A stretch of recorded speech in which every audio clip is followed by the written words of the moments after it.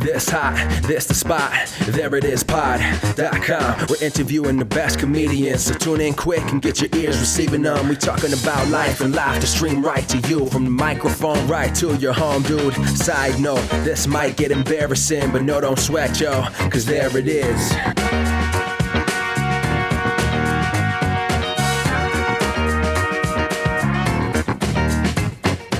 Welcome to the There It Is podcast. There It Is where it is for comedy. I'm your host, Jason Farr. Let's do this.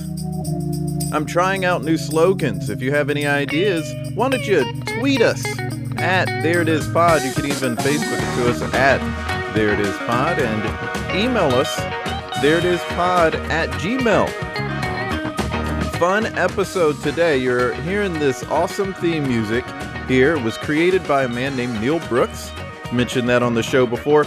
He is great. He's from South Carolina. He's a good pal of mine, and we talked to him today in our 50th episode. It's a big one. Yay, 50. Can't believe I've been doing it almost a year, and Niel was the best guest to have for that. We talk about so much. Let's get right to it. My chat with Niel Brooks.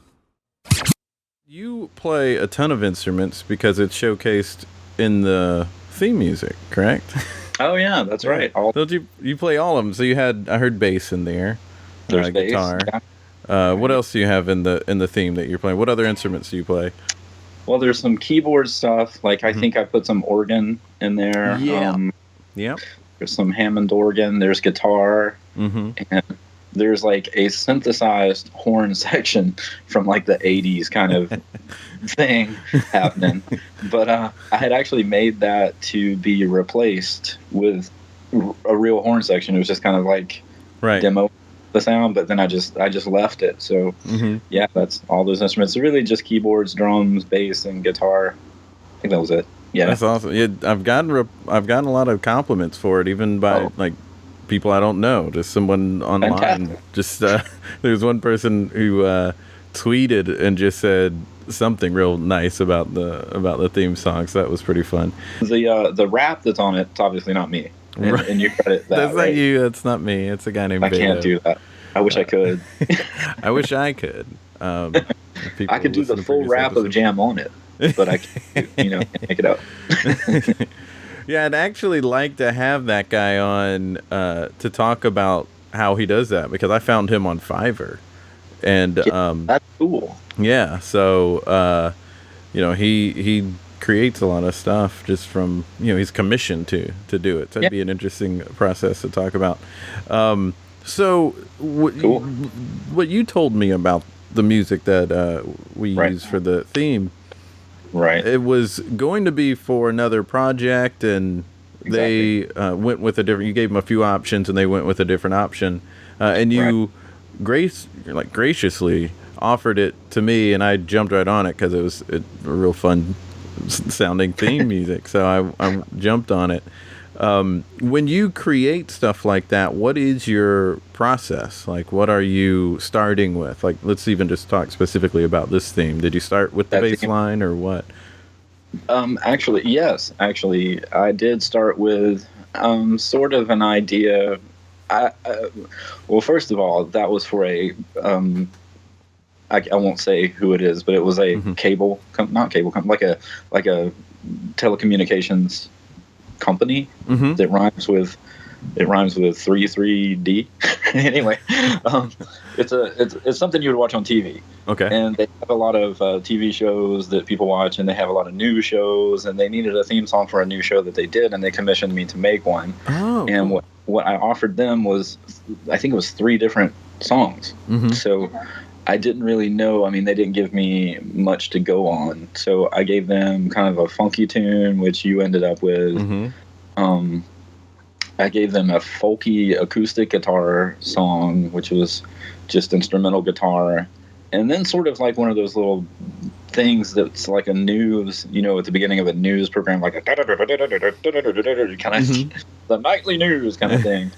And they actually wrote me back and said, can you make something that is kind of in between the news one and the folky one? And so I kind of went with that. But what I did with the one that ended up as yours is I kind of took just, and I took sort of a bass line Mm-hmm.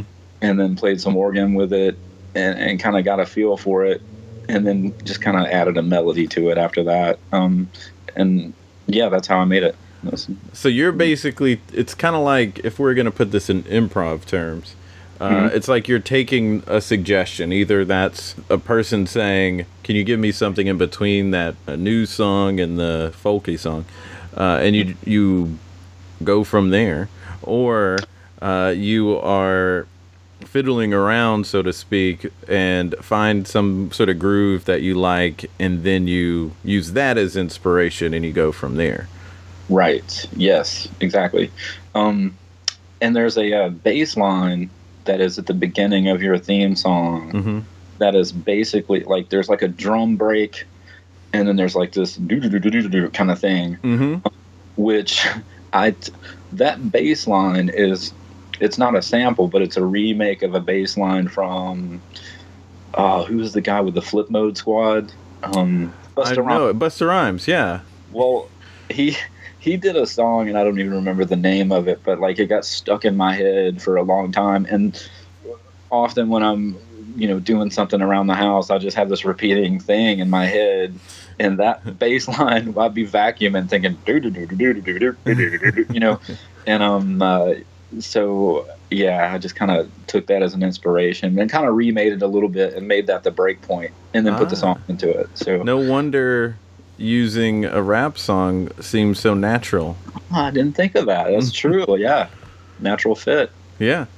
Speaking of fitting things, when you're playing by yourself, essentially, what are you thinking of and thinking about when you are trying to then add the guitar part or drums or organs to, like, what inspires those choices, like the choices to use the instrument and the choices in the musical direction that you go?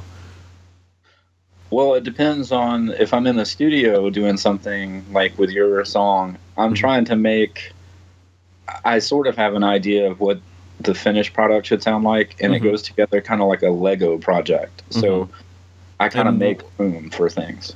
Okay, so because you had that bass line, you had an idea of like, oh, this is what probably should happen.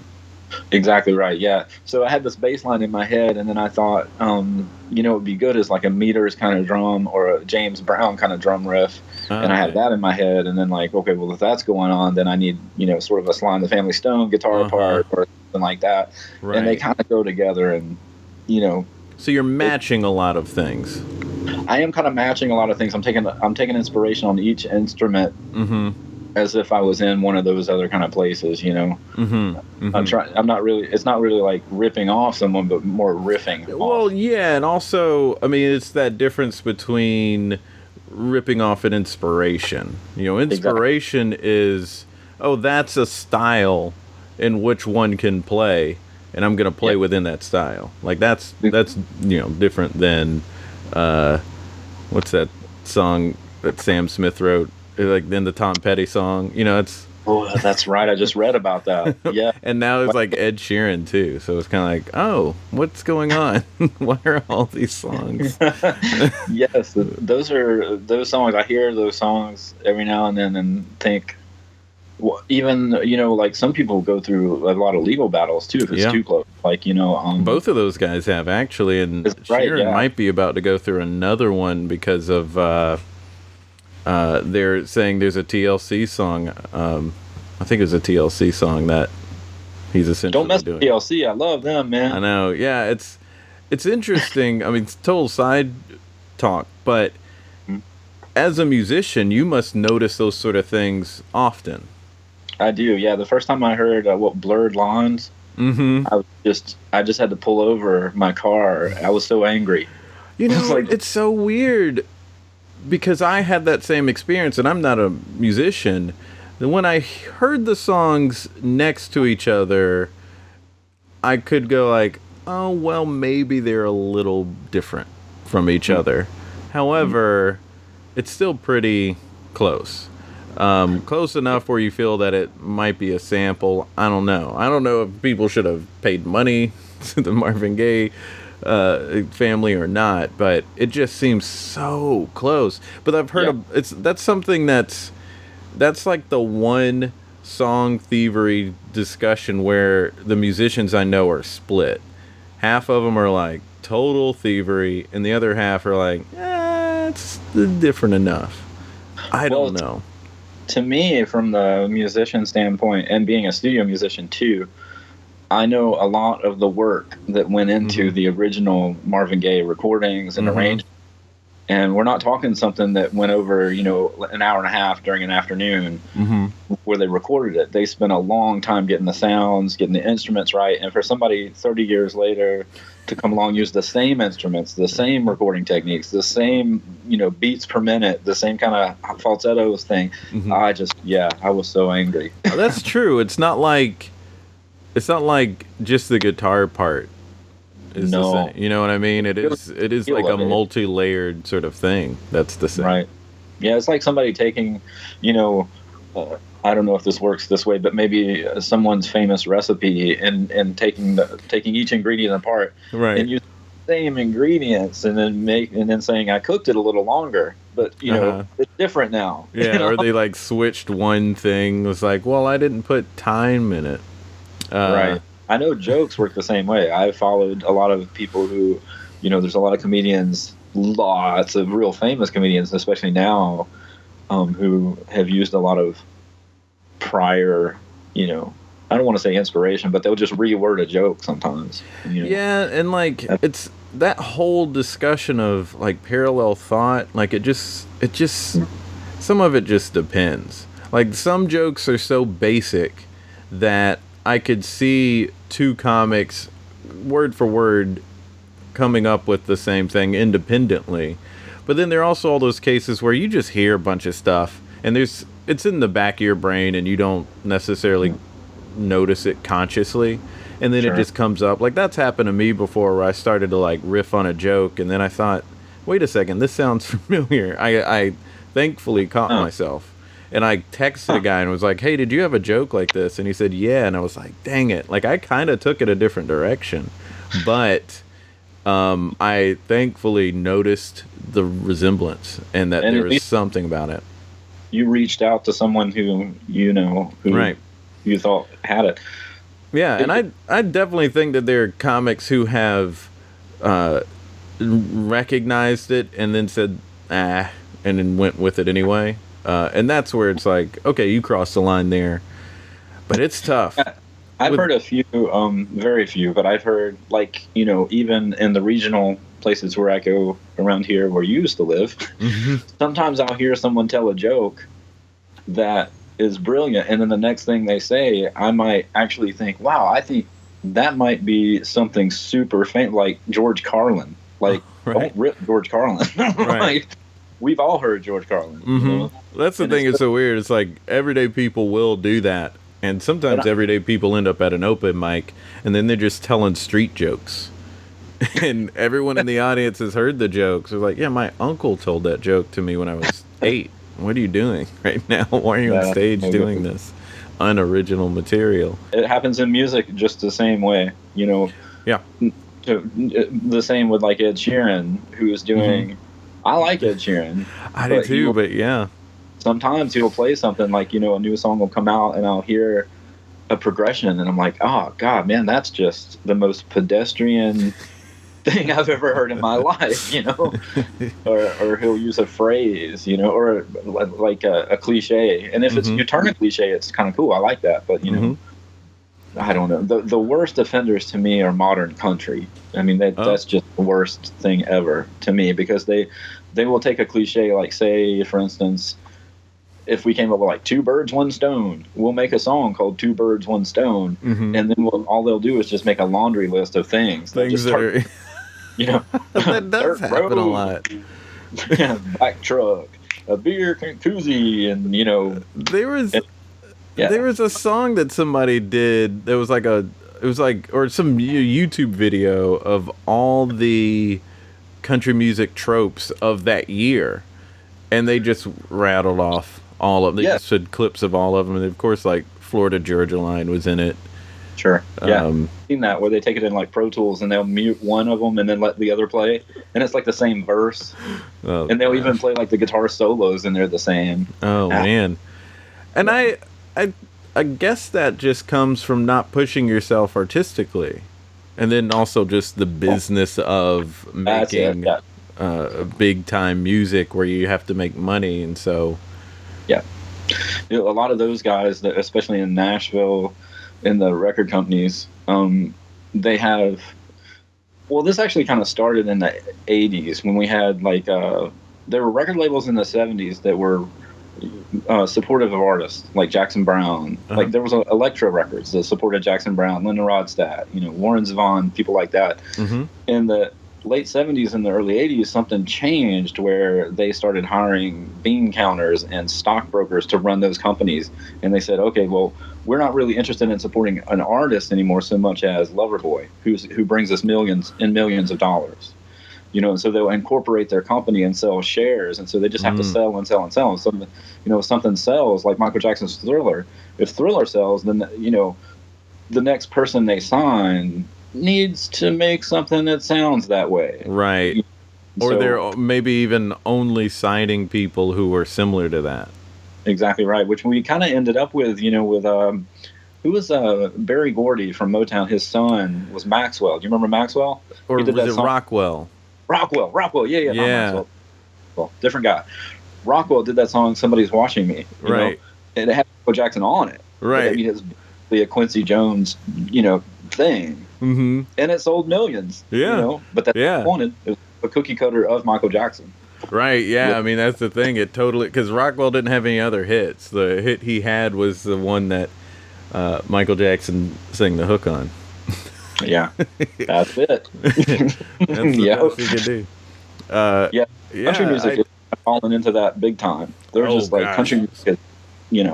yeah. The I a couple years ago I did the short tour with this band. I don't know if I should say their name, but I will. They're Sugarland, so Okay. you can put that if you want. But they actually literally had in their bus. I was just doing openings for them, by the way. I wasn't playing with them, but they had in their bus a whiteboard, and what they would do is put down keywords and phrases that they thought were catchy, and they would write down little keywords they thought would sell a song based Wow. around those catchy terms and make like these bubble ideas and stuff. And I just thought, this is not, I don't want any part of this. it's like buzzwords then. It is exactly what it is. Yes. Key sales words, it's buzzwords. So that's what they did. And they made a lot of money doing it. I don't even know if they're around. And then Yeah. you add to that when a new style of play becomes really popular, then the albums that are made immediately after that are all trying to use that style of play. Exactly. And Yeah, we had so it sounds the same lyrically, it sounds the same musically, Mm-hmm. and it's all because they're trying to sell, like, I mean, I don't, to a certain degree I get it. If you're in that world of big business, then you are going to be focused on like, how can we get sales up, and with sales going down and everything, they're freaking out about it. But I mean, Yeah. there's good Well, when they music see in the 80s, and it That's was selling. It was selling. That's And right. it was all very different. And then when in the '90s came, we had Nirvana, which was really, a totally different thing. Yeah. But that And then, on the- and also like Tupac and Oh, the God, gangster Tupac, rap in yes. the early '90s. Like the early '90s was a really great era for music. I mean, a lot of really Yeah. great stuff coming out in that era. Yep. And in the pop world, the rock world, and rap, like all this stuff was just sort of booming. And Yeah, then Britney Spears and Spice Girls came along, that's right. changed all that. Right before Britney Spears and them came along, we had that whole they call it kind of grunge, and then the gangster rap. They kind of go side by side. We had that for Mhm. a while, and then I don't remember what year it was. But right in the mid '90s, that kind of stopped, and we had the Macarena, Oh, and like that went crazy, right? And then there was that weird there was a bunch of knockoffs, like that Ketchup song or something after that. there and then, were, yeah. Yeah, and then all of a sudden it just kind of went whoop into bubblegum, and we had Britney Spears. Mm-hmm. And there was like Ricky Martin. And then- Yeah, I was actually thinking Ricky Martin too. Yeah, I mean, it was all the like really bubblegum stuff, and if you like bubblegum stuff, fine. There's bubblegum stuff I like, but Oh, absolutely, yeah. You know, it just Sells. it sells, and then people started copying, and then people started copying the copy. I have this theory. I've heard some people in the last year kind of make fun of Pearl Jam, and they're younger people.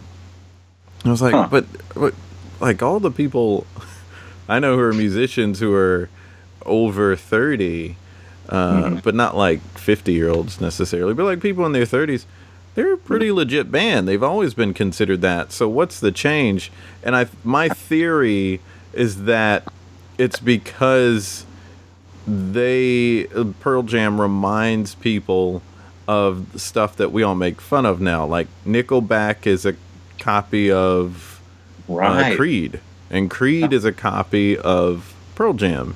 And you also throw Puddle of Mud in there. That's exactly right. I never thought of it that way, but you're right. Creed was, I mean, he even tried to sing like Eddie Vedder. Gosh, you know, can't stand Scott Stapp. I know. I mean, it was just an abomination, really. It was like like you're exactly saying, it was a copy, but it was like we put a picture in a copier and then copied the copy and then copied that copy and then ended up with Creed, you know? Yeah. And it is interesting though, this like thin line that there is, because you know, obviously you see James Brown and then you see Michael Jackson and Prince, and of course they're innovative and they're legends and they were phenomenal talents, but you also see the influence and the inspiration that James Brown had on them. And then you listen to some of Prince's music and there's some, you know, similar guitar styles, and like he learned so much from that, but it's not this like blatant copy, and it's not ripping off because he wasn't playing the same melodies or riffs or something like that. It was similar styles. It was like something in the style of, but different. And it was very different. And he actually would like make an allusion to, like I remember a few songs Prince would do where he would throw a little, you know, nod to James Brown in a respectful way, right? You know, saying one of the phrases James was known for, and then you know, give a little nod. You know, it wasn't a ripoff; it was just a nod. Right? It's like reminds me of something James used to say. I like 'em fat. Right. I like 'em nap nap. Yeah, I love Cream. Yeah. I love that song. That song is so good. That was Get Off. Yeah, that was Get Off. Oh, Get Off is such a like crazy awesome song. Yeah. That was one of the first videos I remember being banned from MTV because I was young and I was like, you know, it came out and I think I saw it one afternoon and I was like, this is crazy. This is kind of wacky. And then all of a sudden, like Kurt Loder comes on or something and says, yes, the video for Get Off will not be played anymore on MTV. And I was like, what did I miss? What happened? Oh, wow. I did not remember that. I wonder if I was just seeing it on BET or something all the time. Yeah. No, well, there was like flashes of nudity in it, but it was kind of like based on a Chicago, like I think a scene in the Chicago play. Anyway, it was kind of a, you know, it was super hedonistic and stuff. I never realized that. But yeah, there was like flashes of nudity or something in that. I'm sure, you know, Pat Buchanan or somebody got pissed off. Tippy Gore or whatever. What's her name? Tippy Gore, yeah. Tipper. Gore, yeah. Tipper Gore. She probably had a cow. Yeah. I mean, that's how those parental advisory stickers are on albums now, because of Tipper Gore and a couple other people. But yeah, she was one of them. She was one of them, that's right. It was a big deal when I got to buy GNR Lies. And it was like a record with that sticker on it because my dad was there. What? I just want to hear Patient. It's so wild, and it's so funny when you see like a kid standing in line at GameStop for the new Grand Theft Auto, and his mom's with him, and she has no idea what's in the game. Oh, no. No. This is like he's going to get to play, so yeah, that sticker did a lot of good. People easily got around that. Oh, way easy, yeah. And then when I got my copy of that GNR record home, you know, we just made copies on tapes for friends. So, I mean. But yeah, you know, like some music, it has all these sort of nuances about it. And you're talking about how you find that inspiration when you're playing alone, but you also play with a band. So what is the difference when you're playing with that band and you're improvising, or or jamming? Oh, it's a lot easier with a band because I just try to make room for people, and then when it's my turn to play something, I just kind of go for it, But like the band I play with now, I've played with several bands, but I have a Cuban band now, which is cool. Grupo Caudillo, which is it literally translates to a group of dictators, which is kind of perfect because we're all kind of strong-headed, but we so at some point in time in a Cuban band we have a lot of percussion, obviously, but there's places that are specifically placed for bass guitar or bass. It's an upright bass. So, and then there's me and what's called a tres player, or a quattro player. And the tres is an instrument that's like, if you think of an instrument that looks like a small guitar that's got 3 strings, but the 3 strings are doubled. So there's actually 6. But those 3 strings, they have individual pitches. And so I have to make room for him, and he has to make room for me in certain places. Right. And that's about it, But that's kind of cool. We just kind of play off each other. Yeah. And in that case, you're not thinking, or at least you're maybe trying to ignore the thought of, oh, this is where the song's probably going to go. Yeah, you just kind of let it go and feel it, I mean, you do kind of anticipate where things get louder and softer and dynamic, but and I do know where there are certain stops that are going to happen. But other than that, it's just kind of a blank canvas, which is actually totally different than I play with Morning Dove, which is a folk singer-songwriter. Oh, yeah? How so?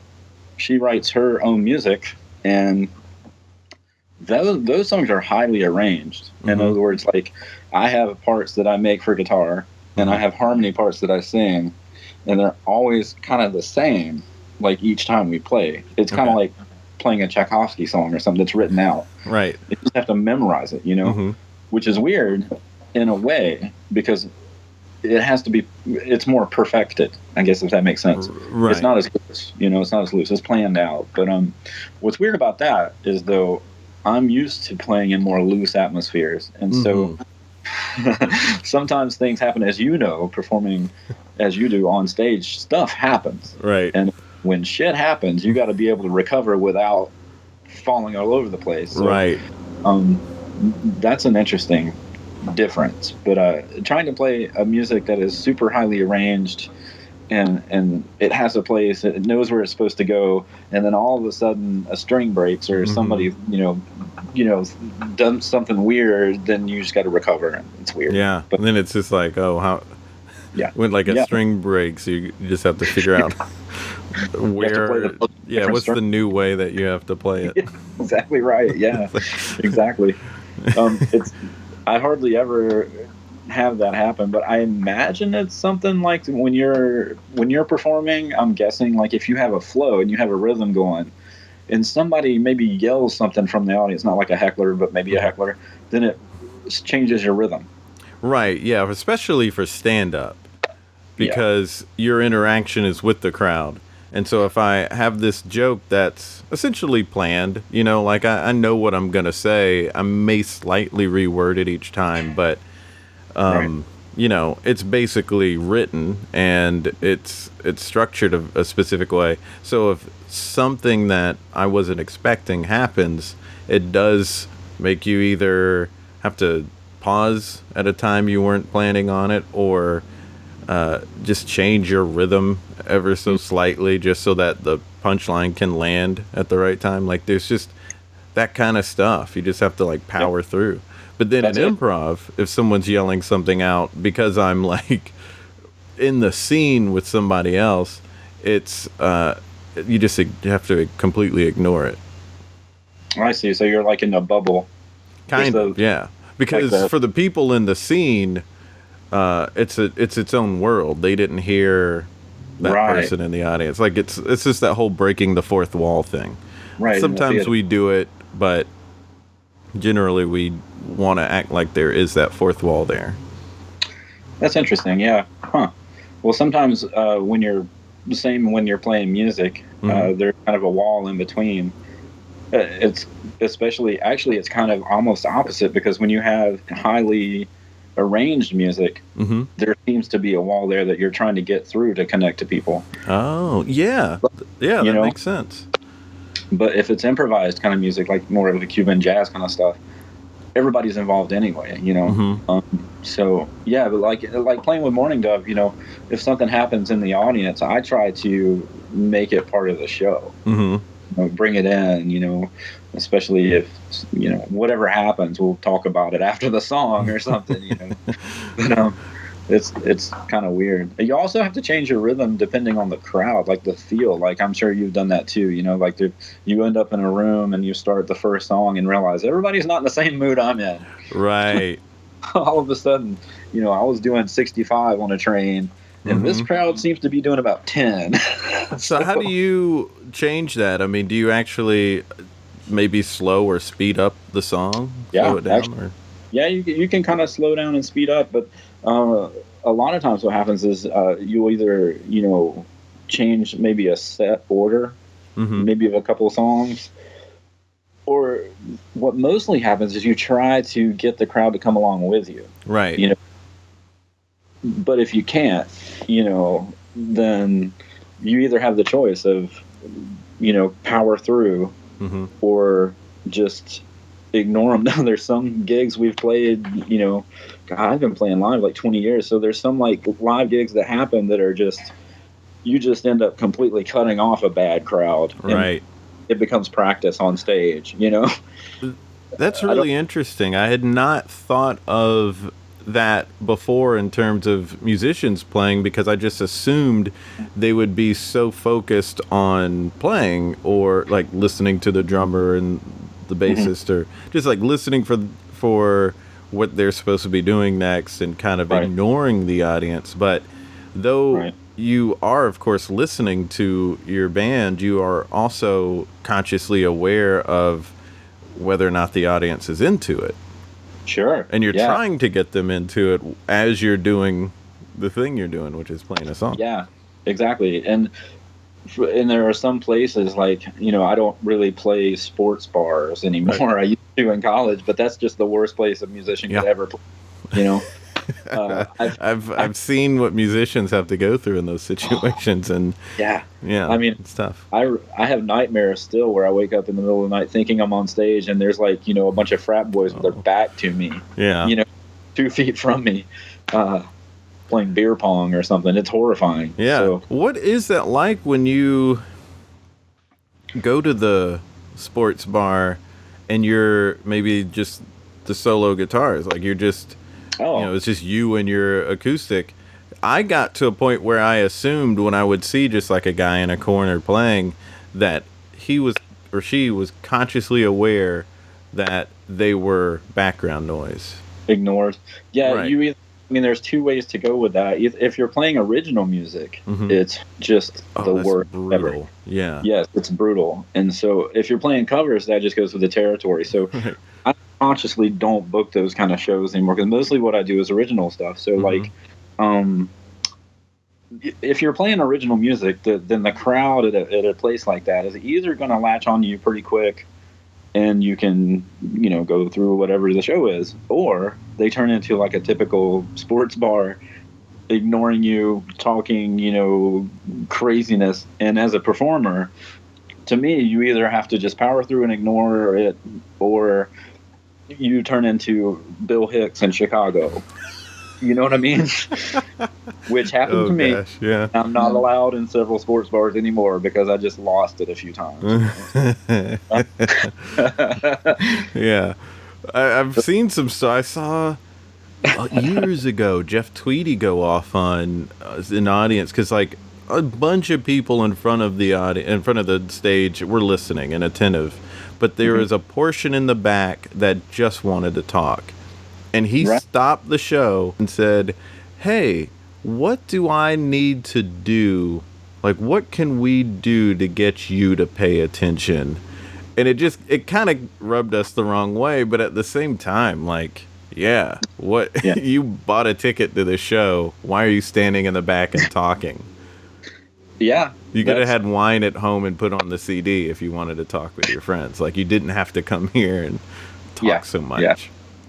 That's absolutely this. Yeah, as a performer too, there's something happens, and like what we were talking about, how if you're on stage, then you're trying to connect with a crowd, and you're getting the feeling of the crowd at the same time you're performing, at the same time you're remembering the story, you're trying to tell a story or whatever. And then at some point in time, you think you might hear somebody in the back of the crowd like that, and then you think, are they ruining the experience of other people? Yeah, absolutely. That makes me angry too. If you have like somebody in the audience, I don't want somebody in the audience going home thinking, well, that guy had a microphone and could have asked somebody to be quiet, and it didn't. Right.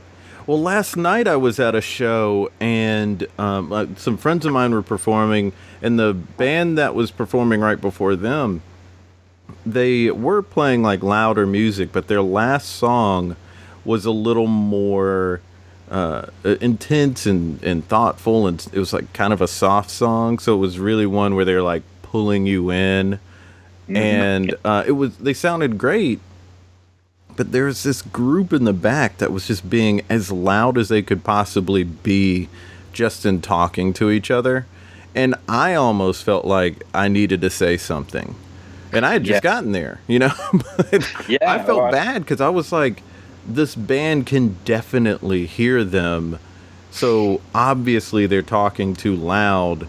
They don't need to talk this loud. They are making this worse for everyone who wants to be there right now. That's awful. Those people are the worst. Yeah. It's just obliviousness and they haven't had too much to drink. Yeah, they have no idea. The best way I've seen that handled before, I don't think it would work everywhere, but I saw a singer-songwriter kind of guy who was playing his show, and there was this girl like right in the front row who was actually had turned around. There was like a standing show, and she had turned around and was like filming the crowd in front of him. Oh my gosh. So that went on, and then he didn't say anything, and then she did it again, and then he was like, could you please, I can see your phone, just take a picture, it's fine. And then she took a phone call in the next song, and he actually asked her, can I talk to you a second, and like got down on the end of the stage with his microphone and interviewed her. Oh wow. Hysterical. I went to a Victor Wooten show at the Handlebar, may she rest in peace. And, right. Yeah.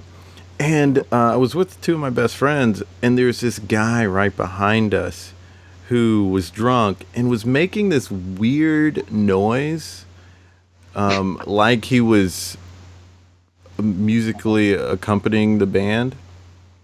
And he kept doing it. It was annoying the crap out of everyone.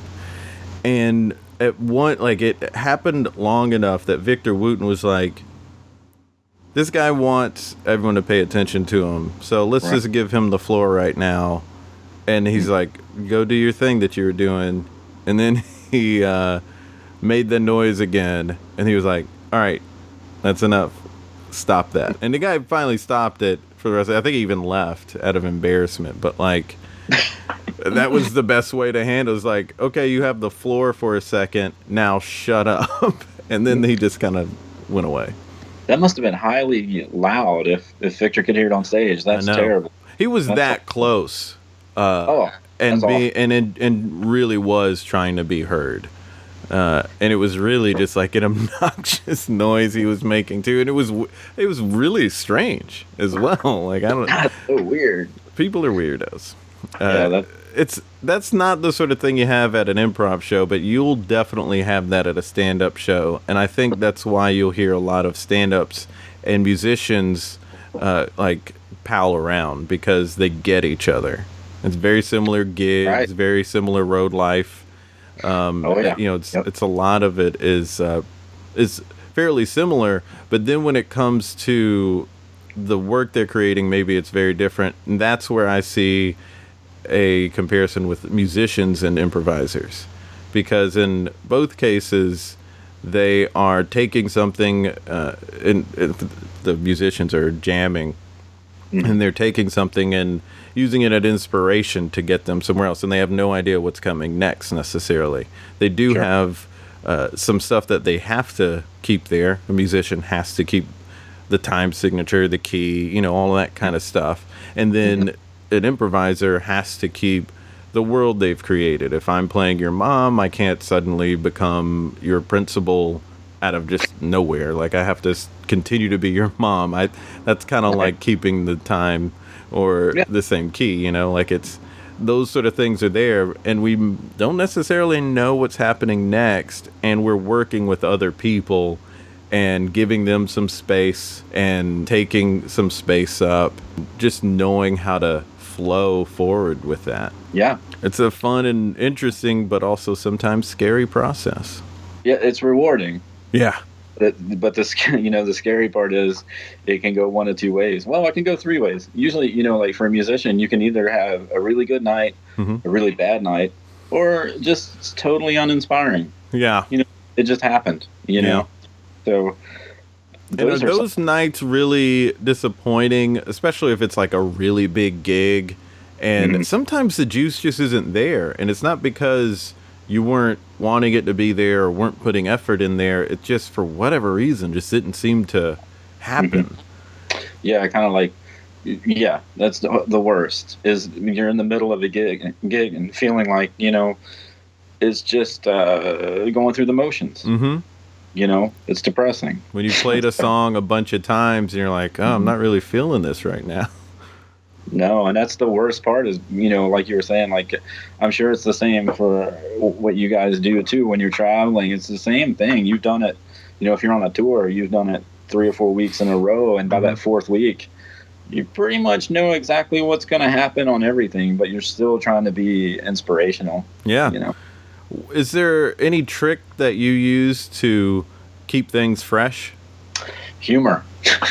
That's honest to God it, you know.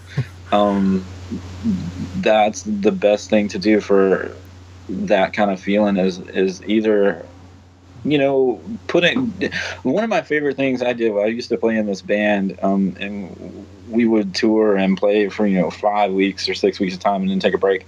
And then, you know, by the third or fourth week, getting on stage was kind of like, okay, we're about to go through the motions or whatever.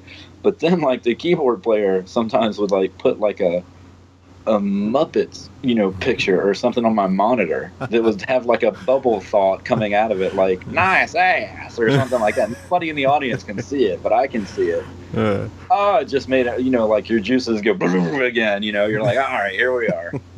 It was great. Yeah. A buddy of mine, he's a bassist, and we're in a group text with our other best friends, and I was watching the show and sending the group ridiculous text messages, assuming he wasn't going to see them until after the show. He was looking at them during the show. Like, whenever he walked back, when it just looked like a musician doing a musician thing with their instrument, like, oh, he's just got to work the knobs over there. Change for the new song, and he was looking at his text message. Oh, that's so good. He was sitting there just like laughing about it and then going back and starting the next song. It's ridiculous. Yeah. Those little things help so much, you know, just a tiny little thing like that. Yeah. Yeah, it's weird. Anything to break the monotony, even if it's just a tiny little, you know, sending someone a message or putting a picture of a Muppet. This is nice ass or something on it, you know. Look at that. Thanks, Cookie Monster. When you approach writing music, I mean, obviously, when you're trying to make your own album, you're not commissioned to do it, so it's kind of whatever comes to you. And what makes sense for you to put out. What is your process in that? Oh boy. Usually if I make a record, it's a collection of songs that I've made for the past year or so. And I don't want to say they're like autobiographical or whatever, but usually, I mean, it's just inspiration that comes up from either, you know, maybe watching a documentary or something or reading a book. And then I think about a certain subject and I'll write about it, or maybe it's something that I've just imagined, you know. and then I kind of start with the idea of where the song is going to end up. That's the one thing that bothers me sometimes when people start writing songs, is they just start writing words and they don't know where it's going to end up. It's bizarre to me. and I teach songwriting and stuff like that too, but you kind of need to know what the thing is about. What are you trying to say? Are you actually trying to say anything? And I mean, there are some musicians that I really love that have some abstract lyrical content where it's like they're just really describing something, Right. So maybe they're kind of describing a feel. They're just trying to get a feeling across. Sure. It's it's not a story. It's not anything like that. Like, I love Nick Drake. Nick Drake was brilliant at describing. I don't want to say melancholy, but his surroundings, and that was it. It would be a song about those surroundings, and it's kind of like a picture. You get a picture, and great. I love that sort of thing. So, and when you put a record together, though, there to me it should be like songs related to each other somehow. But sometimes they're not. Sometimes they're just things that just happened, and during the time you were writing, and you're like, I'll put that in there, but to the listener that might be related to, So who am I to say? But yeah, right. That's the process. Just make stuff. Right. When you have those lyrics together, and you are saying, like, now I have to put music to this, are you consciously trying to, or which approach are you trying to take? Are you trying to take the approach of, well, this feels like this kind of song? Yes. Or are you saying these lyrics have this kind of feeling, and how can I make that kind of feeling through instrumentation? Or is it both? It's both. Actually, I was going to say it's a little bit of both. Sometimes, sometimes I keep like a journal where I keep lyrical ideas and stuff, and then I'll sometimes just write stuff, and then I'll try to put those lyrical content to music, and I need to fit the music to the words. Sometimes I'll have a musical idea that needs to have words to it, so it's the other way around. And I know there are some songwriters who do it one way only. Right. That's it, but I don't know, I don't know who's right or wrong. I've seen, did you ever watch there's a documentary called Don't Look Back about Bob Dylan? I have not seen that. I think I've heard of it. It was made in the mid 60s, and it's really great. I'm thinking of a different one. It was during his kind of height of his, folk music change over into rock and roll. And there's lots of footage where he's at a typewriter just typing away. And a lot of those things he was typing came out in songs, like on the later record. And so I know, like, he probably was just, he had a rhythm in his mind where he was trying to write poetry to the rhythm. And then he would find a riff that would go with it. And that's kind of cool. And I do that, and then do it the other way too, So. Yeah, I've heard different things. I've heard, I saw something, I guess it was Hell Freezes Over, the Eagles. Oh, that big documentary thing? Well, not the big one that came out recently, but the thing that came out in the early 90s when they got back together. Yeah. And they released it on VHS. I'm sure you can get it on DVD now. And the song Get Over It, Don Henley had written the lyrics for it. And Glenn Frey looked it over and was like, that feels like a Chuck Berry song. We could do like kind of a Chuck Berry sort of style, going back to that idea of like in the style of. Yeah. And so that's how they came up with the music for that, and figured out the song. But then also, like, Elton John writes the music and his writing partner writes the lyrics. So he's coming up with those crazy musical parts to lyrics that are already written. And that to me seems crazy hard. Like those kind of songs that he makes, I would assume the music came first.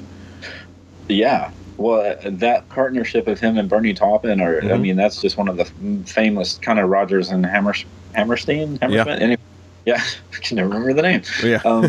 Those kind of famous duos where they just kind of fit together. But yeah, you're right. If you look at the lyrics on some of those Elton John songs, like Goodbye Yellow Brick Road, if you just read the lyrics and didn't know the music that went with it, you would think, how the hell am I going to make music out of this. Yeah. You know? And I assume that Benny and the Jets wasn't written as Benny, Benny, Benny, Benny and the Jets. No, It's probably just Benny and the Jets.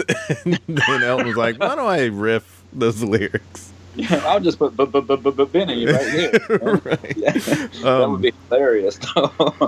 But I also heard Sting talk about, I think it was Shape of My Heart.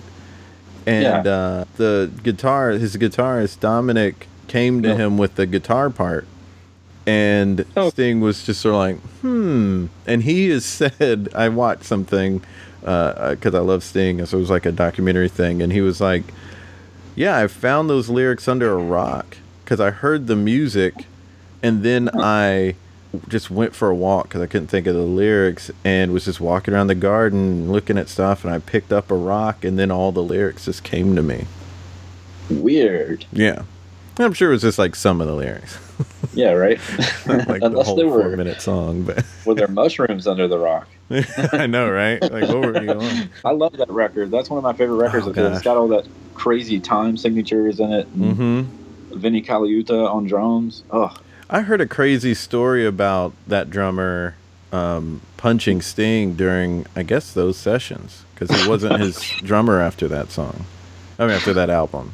That's hilarious. Well, it was something like he was wanting to play something and Sting was like, nah, I'm not so sure about that. This is what I heard. A friend of mine who's a drummer was in a class and that drummer spoke. He visited the class. And so his telling of the story was like Sting didn't like something and said like, no, don't do it that way. And he was like, oh, but I want to. It sounds good. And Sting was like, I don't want it. I don't like it. And the guy like hit him. And so to me, it's like, well, it's Sting's solo album, right? Yeah. Like I understand as a musician, you want to really push yourself and strive for things, but you know, if it's not the idea or the like thing that the singer, the solo artist wants, you kind of you can make a case, but don't go off hitting the guy. No, disagree. No, that's kind of crazy. If the song ends up weird, anyone listening to it isn't gonna go. Well, maybe a musician would, but like most people who pick up the Sting album, they're not gonna go, that album wasn't good because of that drummer. They're just gonna say Sting's album isn't good. Right. That's exactly right. So it's on him to say, I don't want you to do that though. Right. Well, and if it was that drummer from that record, Vinnie Colaiuta, he's kind of known for being strong-headed, and he had played with Frank Zappa before that, and a couple other things. But there's one specific song on that record where he does this thing, and most people listening to the record won't catch it, but it's a song that's in like 7 time. It's like 7, 8 time, and normally you would have someone counting to 7, the 1, 2, 3, 4, 5, 6, 7, 1, 2, 3, 4, 5, 6, 7, 1, 2, like that. Well, what he's doing on a cymbal is he's playing every other beat, which sounds normal. So he's going like 1, 2, 3, 4, 5, 6, 7, like that, right? Oh wow. Every other measure, it ends up being on the off beat. So if he's going 1, 2, 3, 4, 5, 6, 7, 1, 2, 3, 4, 5, 6, 7, 1, 3. But it works perfectly, and I wonder what song it is. I think I'll have to look it up for you. It's maybe it's Saint Augustine. I could see that. That's such a crazy, unreal song. I think it is that one. It's kind of got like a cowboy feel to it. No. That's Love is Stronger Than That's Water. The one. Yeah, I think it's that one. Yeah. That's the one. It's like the organs are at the beginning. That's it. Yep. Kenny Kirkland, man. Oh, yeah, man. That was a phenomenal album. Like I've heard a lot of people front on all of Sting's albums except for Dreaming of the Blue Turtle. It's ridiculous to ignore Tim Sumner's Tales. It's ridiculous. You're right. Yeah.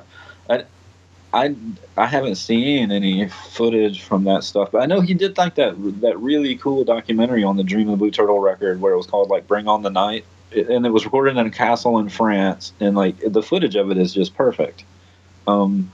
But yeah, I mean, like Branford Marsalis is on there telling him he's a motherfucker. Oh, I've never seen that.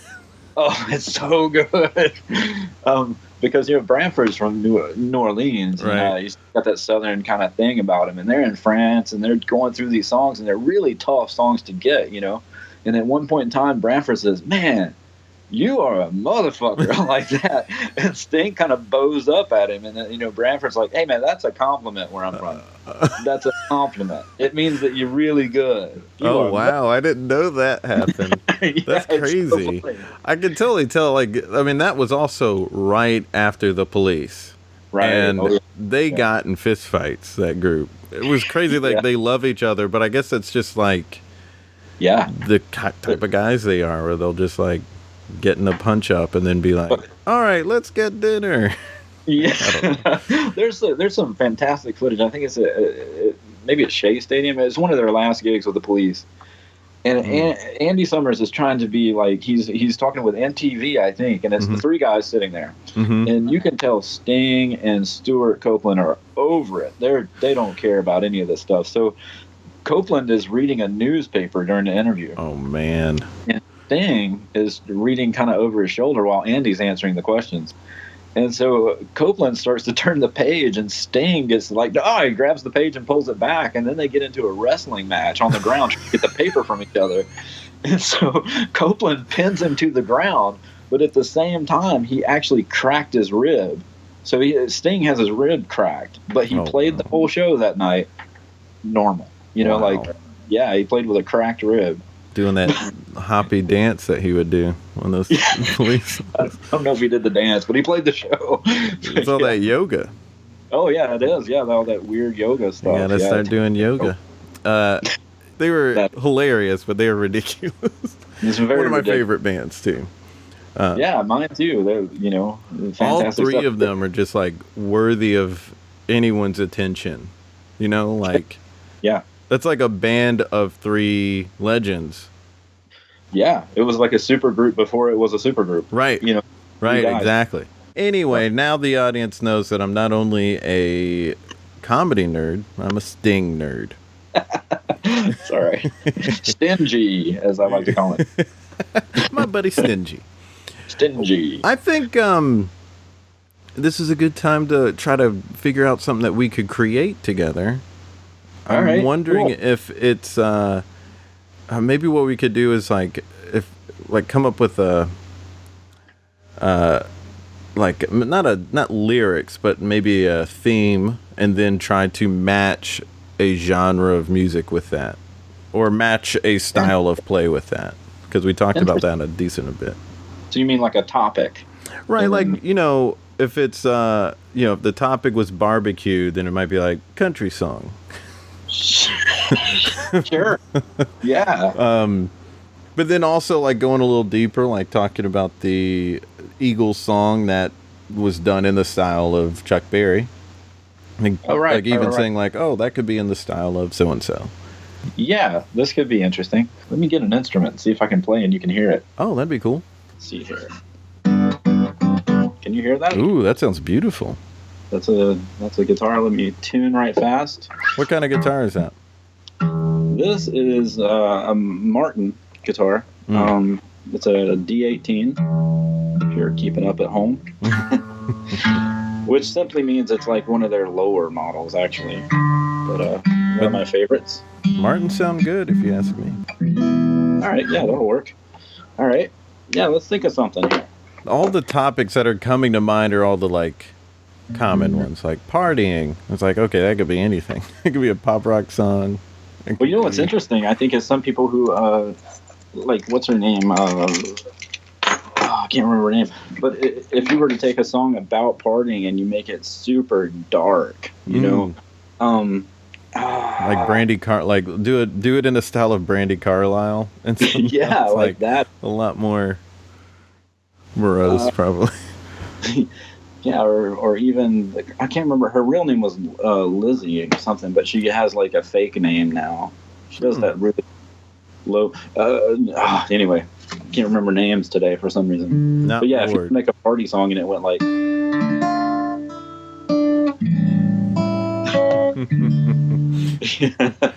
You know, it is kind of cool. The dichotomy of that sometimes works, you know. So, Let's see, what's a theme idea or something that's like, still a topic, but what's something that we've sort of addressed here?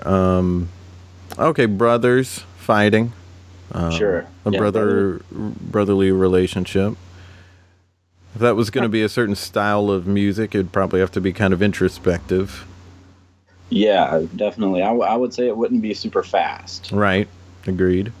And probably not like in a minor key because it wouldn't be too dark. Hopefully, but some songs still might be. Maybe if I had to think of that, because I have a brother, would probably be more in the folky kind of,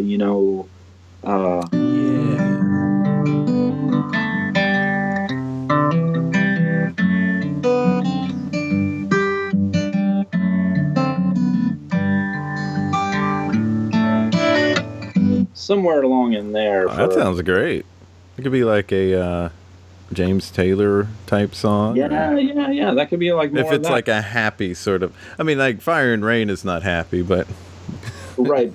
But you're right. He kind of had like he had a couple of them like what Shower the People and stuff like that, which were kind of that way. Even the something Carolina in My Mind. Yeah, Carolina in My Mind is it's there is this longingness to it. Right. But also, it's a positive song. It's saying something good overall about the situation of going to Carolina. That's true. And actually, he kind of does that dichotomy thing I was talking about before with Fire and Rain, because that song, if you just started to, unfortunately, you will hear it in grocery stores being played as like music. But if you just heard the melody and the chords, you wouldn't think it was that dark subject. Exactly. Yeah. And speaking of the Police, they did that a lot too. They'd have songs where you're like bopping your head to it.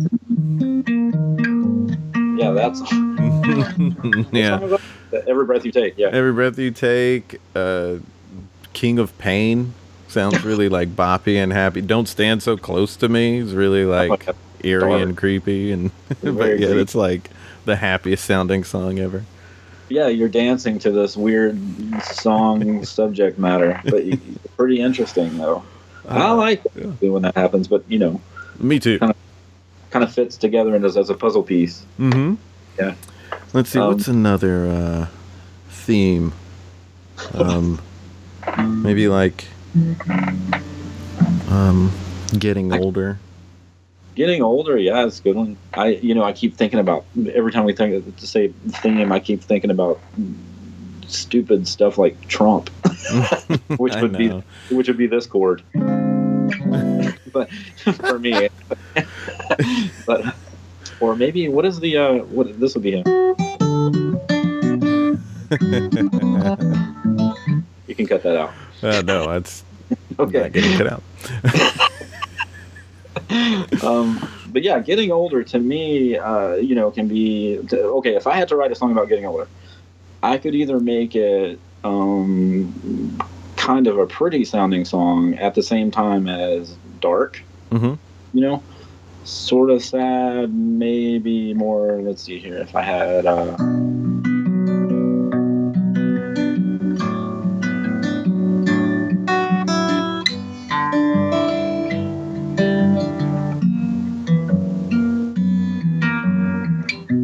Make a circle kind of thing out of that. Yeah.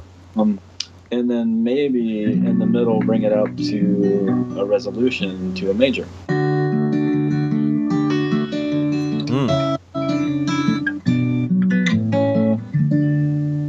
I like that. Yeah. That sounds beautiful, man. Thanks, man. I'm going to call it There It Is, man. Those are two good, wonderful sounding songs. Cool. Thank you. You have to go make those now. I have to go make those. Yeah. Song about brothers. Song about getting older. I'll give you half credit.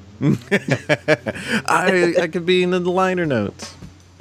That's true. You could be in the liner notes. I'll do that next time. Well, thanks so much for being here, man. That was awesome. It's been an honor. I miss you guys a lot down here. We'll have to come visit. Fun episode, and we missed that guy, and I'm so glad that he was able to be on the 50th episode. It was already a special episode, and it made it a little more special to have him on, so that was great, and I hope you learned something. There's a ton of stuff to learn from in there, but also just fun and nerding out, which, of course, you know I love to nerd out. If you enjoyed that, this is your first time listening, why don't you subscribe? You can subscribe to us on iTunes. And if you want to find out more about what Niel is up to, you can go to nielbrooks.com. It links to his Facebook, Instagram, and YouTube accounts. And also be on the lookout for new music. Both Morning Dove and Niel are working on albums right now, so keep up with that. And you're going to hear something real fun right now. Niel was gracious enough to play the theme song on his acoustic guitar. It might be our new outro music. It's super cool, so we're going to play that in a second. Until next time, be good to each other.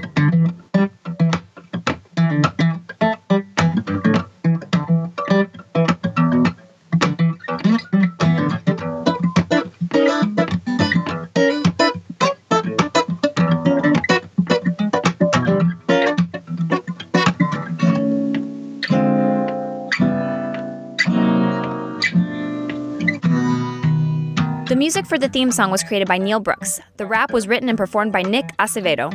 The logo for There It Is was created by Jeff Prater. The There It Is podcast is produced by Jason Farr.